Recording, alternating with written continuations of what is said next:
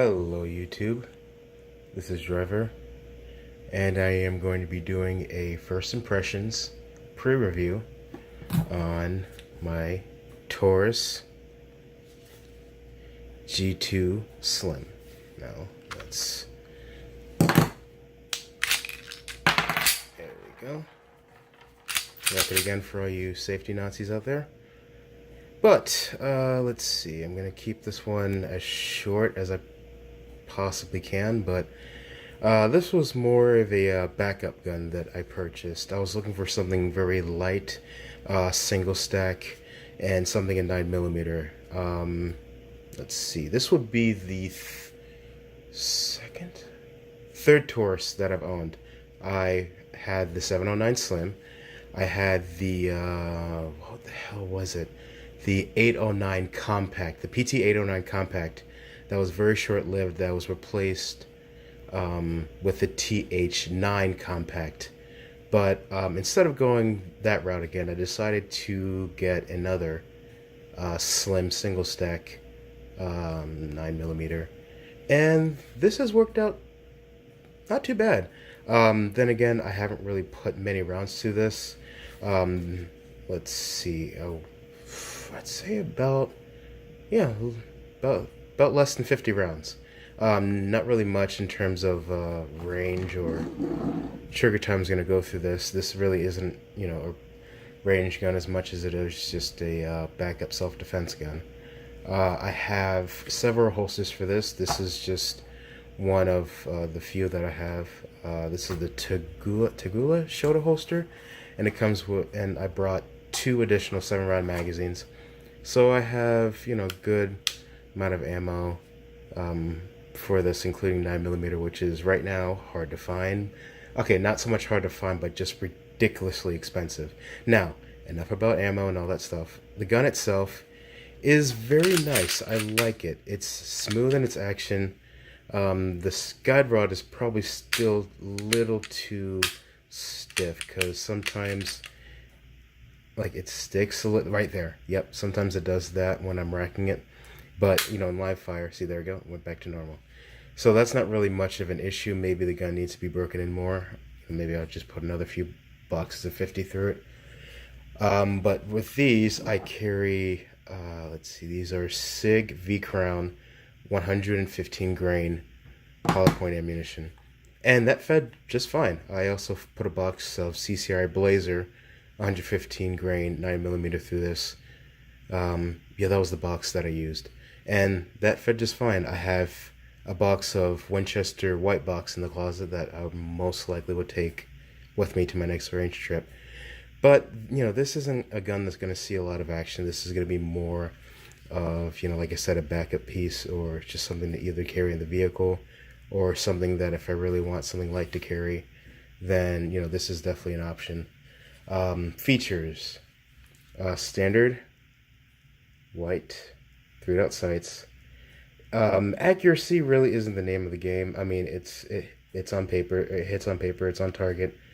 Groupings aren't exactly the best. I'd say 3-inch groups from 7 yards, but that's, I mean, with the short barrel 9mm, I'm pretty sure there are guys out there could probably blindfolded shoot 1-inch groups upside down riding a horse. But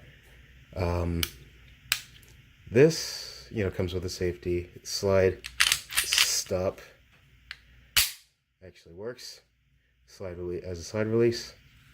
And the trigger, and another reason why I got this, the trigger is, I will call this a striker fired LEM trigger, in my opinion. That's just what I think, because the first round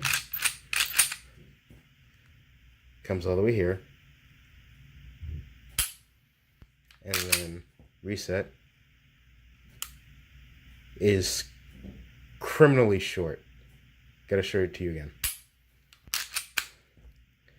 And then boom, just like that. Now, in the event that the firearm has a failure to fire or a light strike, the trigger will go all the way back to the front, and then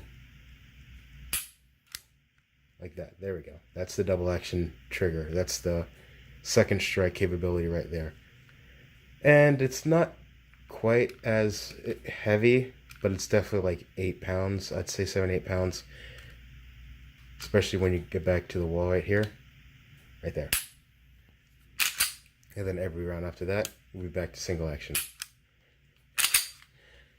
Let's see. Yeah, I'm definitely looking forward to taking this out to the range a little bit more. I like the stippling here. It's not too aggressive. There you go. And there's a good purchase on it. Like that. And nothing really gets in the way. Especially with my thumb right here. And away from that slide release. Works good. Yeah, if you're looking for this, just, you know, pick it up. Put some rounds through it. I know Taurus has definitely gotten a lot of flack over the years in terms of reliability. And for me, the biggest issue with Taurus is that they would just discontinue guns like that. And you want to be able to find magazines, spare parts, or any of the like, in terms of, you know, maybe gunsmithing your firearm yourself or finding additional parts of magazines or anything like that. There's definitely different triggers that you can drop in here, but in terms of aftermarket, there's definitely a lot more in this platform, especially like the PT-111 Millennium and the G2 compact version, and as well as this. There's a lot more accessories for, you know, I will call this the Florida line instead of the, as I know it says made in Brazil, but yet they stamp it as Miami, Florida. So I'm going to consider this the Florida line of Taurus firearms. Customer service, as I've heard, is trying to improve, but they still have a lot to work on in terms of, you know, turnaround time and whatnot. And I did hear that they just opened up another facility in Georgia, which is Georgia? I think it's Georgia. Which 2 facilities stateside will be great, especially in terms of getting good weapons and good service out to customers of the Taurus line. Yeah, I think that's about it. Oh, cost. Huh. Wow, I should really start writing this stuff down. This cost me, I brought this during the whole COVID scare, and prices went up about $50 to $100 per firearm. And when I first had my eye on this, it was $200 plus free shipping. When I first had my eye on it, I got this at $270 with free shipping as well, and $25 to clear. So I got this for $300. That fucking hurts. But I mean, in terms of, you know, having a backup gun, you know, you can never have enough equipment to defend yourself or to protect your family and your loved ones. This will most likely go to my girlfriend or another friend of mine in need of a firearm. But in terms of that, you know, before I give family or loved ones any firearms, I have to give it my seal of approval and make sure it works as it should before, you know, I do anything like that. But yeah, let's see.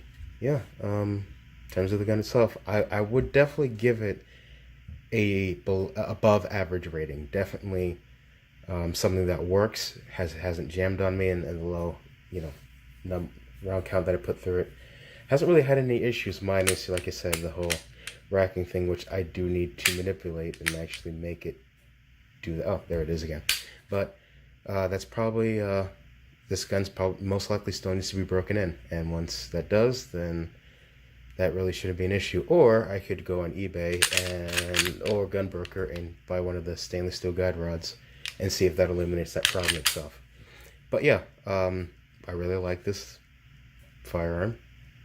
If this is something that you're definitely in the market for, I hope more than that it'll work for you. And I really love the stainless steel slide look on this, and that stainless barrel. That looks great, especially in terms of keeping the gun clean and whatnot.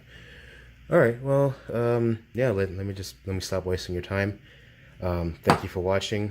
If you like the video, like and subscribe. If not, then I hope I gave you some information that maybe no one else has said, but I don't know. But it's a great gun. Give it a shot. Thanks for watching. Stay safe and enjoy your summer.